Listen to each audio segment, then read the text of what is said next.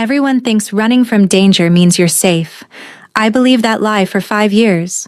Until the moment Woonjun crouched down in that rain-soaked Vancouver park and whispered my children's names. Leo, Luna, names he should never have known. The dragon tattoo curling up his neck was the same one I'd traced with my fingers when I thought he was just a businessman, before I discovered he was Seoul's most ruthless mafia don. And now he was staring at the twins with those same black eyes they inherited from him. When my 4-year-old son asked, "Mommy, who is he?" The man I'd been hiding from for half a decade answered before I could lie, "I'm your father." That's when I realized the worst mistake wasn't running from him. It was thinking I could ever escape. You want to know the real kicker? I'd checked that park 17 times before bringing the twins. 17 times. I'd memorized every exit, every blind spot, every parent who showed up at the same time each week. I thought I was being careful. But here's what nobody tells you about men like Woonjun. They don't chase you because they're obsessed. They chase you because they own patience the way other people own wallets. And while I was busy scanning for strangers, he'd already bought the police captain standing 30 feet away.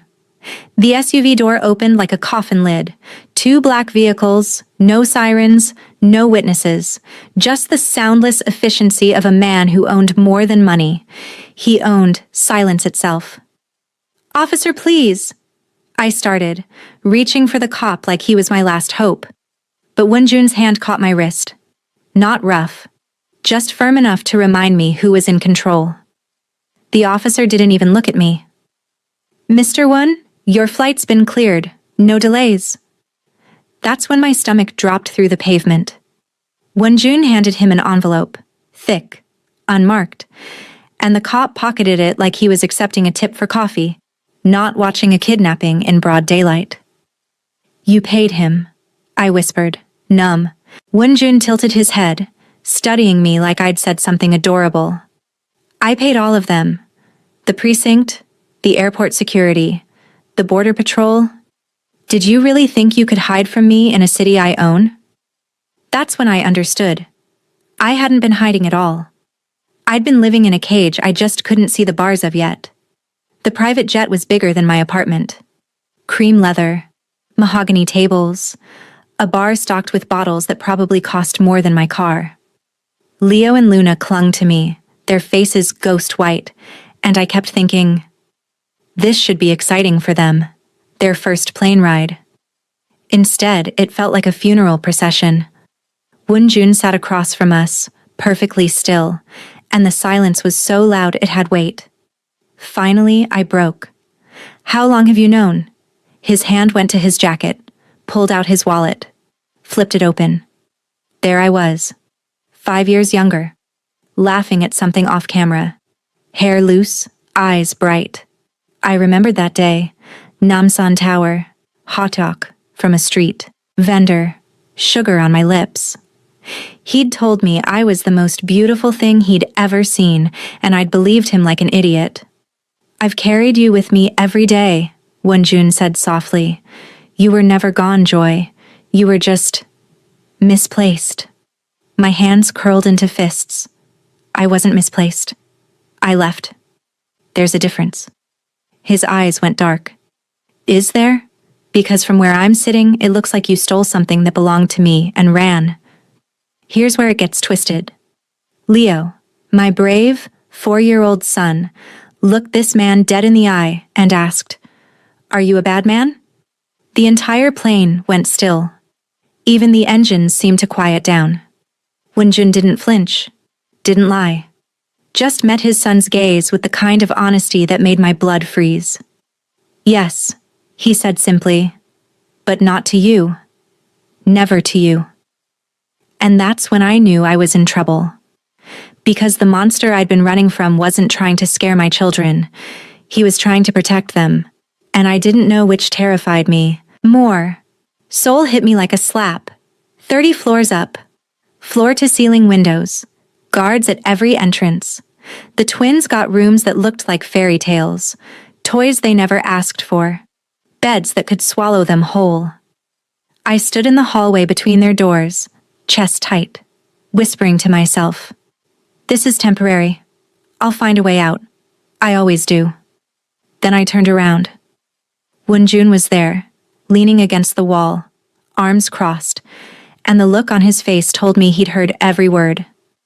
"You won't run again," he said. Not a threat, just a fact. I lifted my chin. "Watch me." He pushed off the wall, walked past me, paused at my ear. "You belong to me, Joy. The sooner you accept that, the easier this will be." I didn't sleep that night. Instead, I paced. Planned. The guards rotated every 6 hours. The windows didn't open, but there had to be a service exit. Something. I just needed time. But time, I was learning, was another thing Woonjun owned. The next morning, voices woke me. Deep, male, Korean. I crept to the door, cracked it open.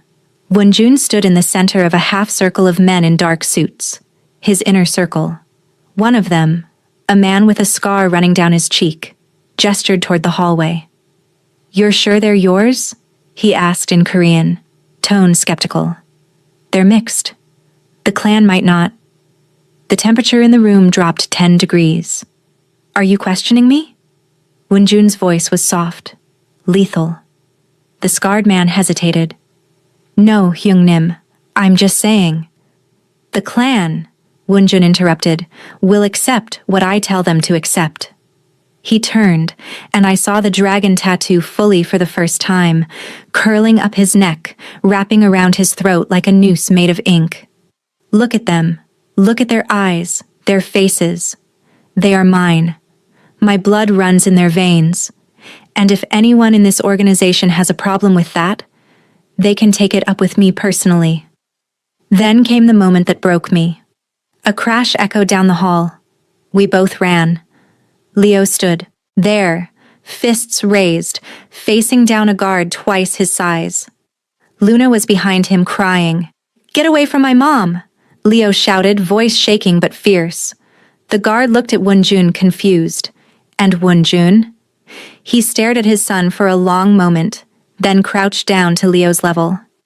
"You were protecting your mother," he said. Not a question. Leo nodded, breathing hard. "That's good. But your stance is wrong." He adjusted Leo's feet. Gentle, careful. Feet shoulder-width apart, dominant foot back. Guard up. When you throw a punch, you don't just use your arm, you use your whole body. Understand? Leo nodded, eyes wide. "Show me." Leo threw a punch, clumsy, uncoordinated, but full of heart. Woonjun caught his small fist in his palm and smiled, actually smiled. "Better. We'll work on it." I watched from the doorway, throat tight, mind screaming at me to intervene, to pull Leo away before Woonjun turned him into something dangerous. But I didn't move. Because for the first time since the park, my son wasn't afraid. And I didn't know if that made me feel safer or more terrified than I'd ever been. But here's the truth nobody prepared me for. It gets worse. Way worse. It took me 3 weeks to find the phone. I'd been careful, methodical, watching guard rotations, memorizing patterns, waiting for that one moment of carelessness.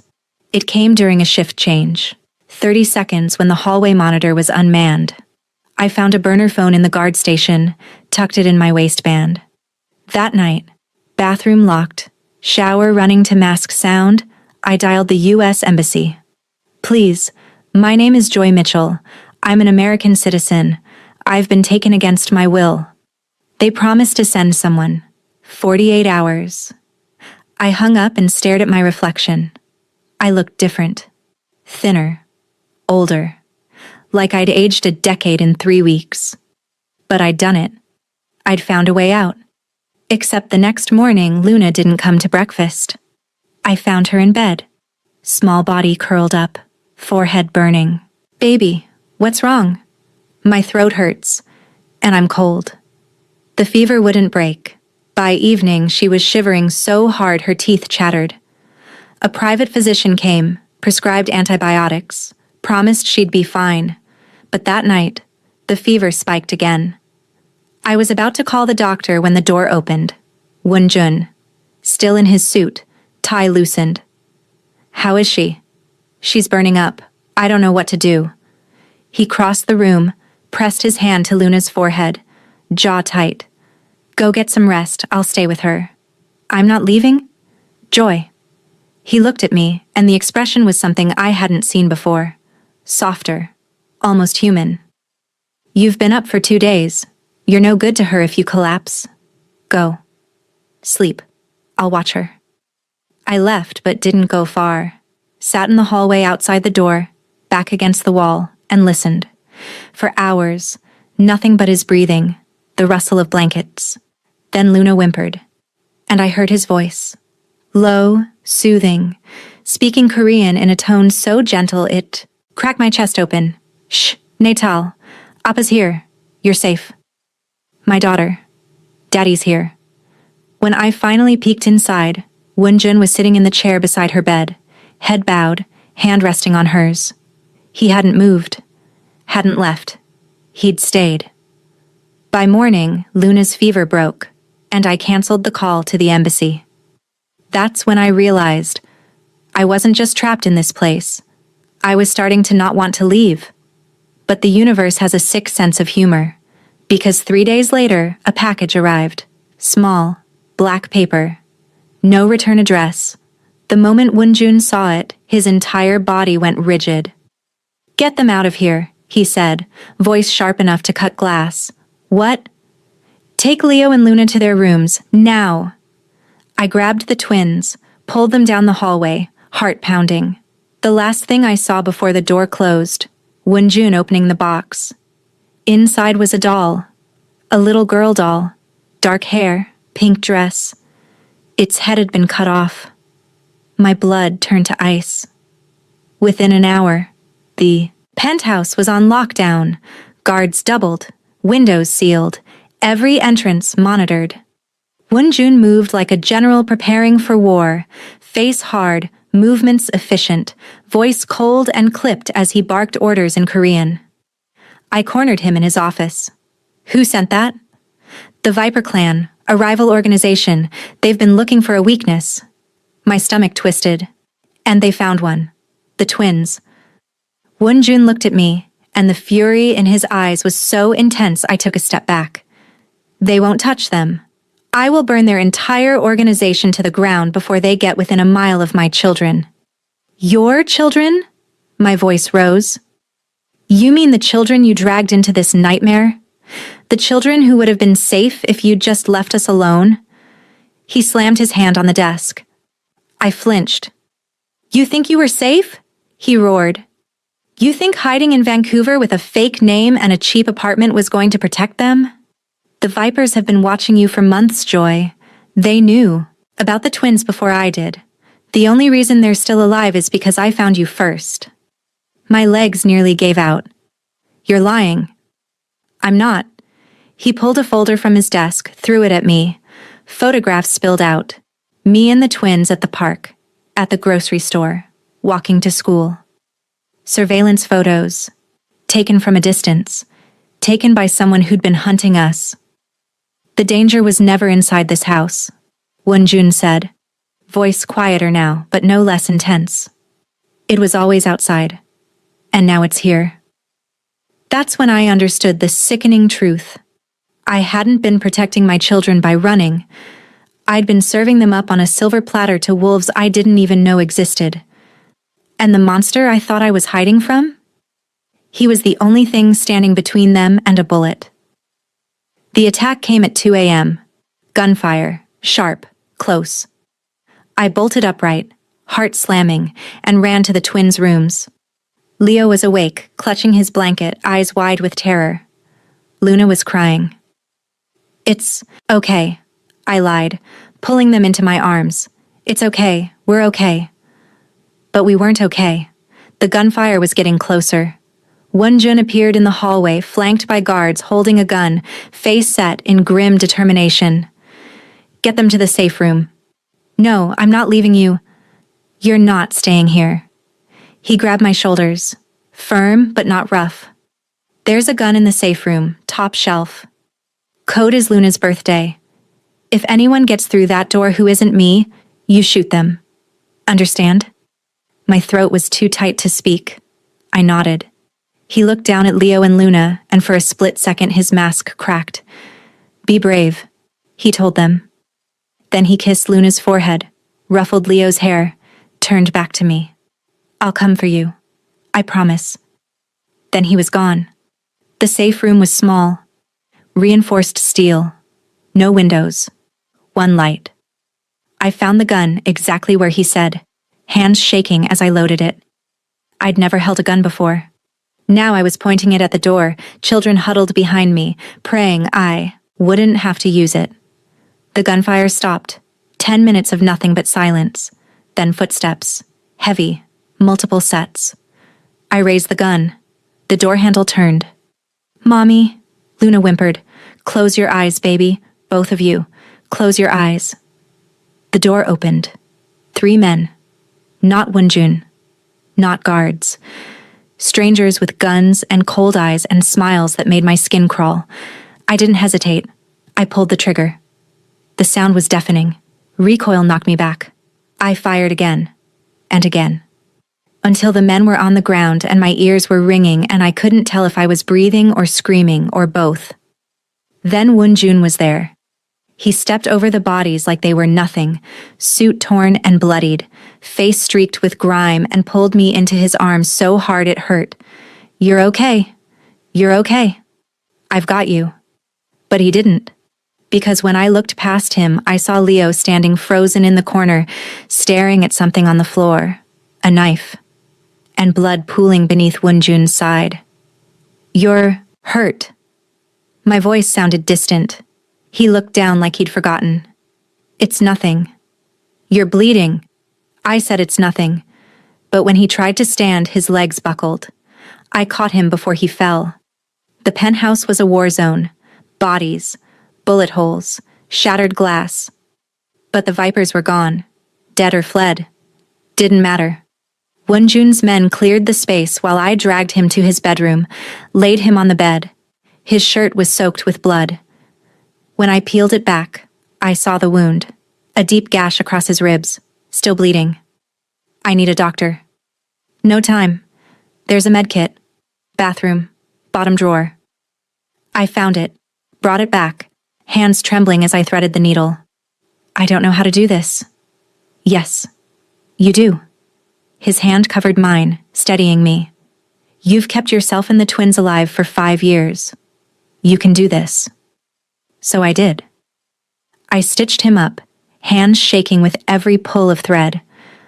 When I was done, I pressed a bandage over the wound and sat back, chest heaving. Why? My voice broke. Why did you come for us? Really? He looked at me for a long moment, eyes dark and unreadable. Because a king is nothing without a legacy, and a man is nothing without his heart. He reached up, bloodied hand cupping my cheek. You are both, Joy. You always have been. My eyes burned. I hated that I believed him. The next morning, Wunjun was in his office. Pale, tired, but alive. He handed me an envelope. What is this? A plane ticket, and enough money to start over? Anywhere you want. I stared at him. You're free to go. I can't keep you in danger. I won't. Take the twins, leave. I'll make sure no one follows. I opened the envelope. Business class, 3 tickets. Vancouver. I looked at the tickets.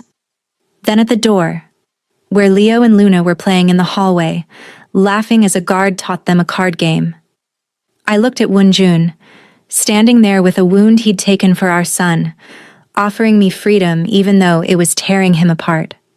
I tore the tickets in, half. We're already home. His eyes widened. Joy. I'm not running anymore. Not from you. Not from this. If we're going to survive, we do it together.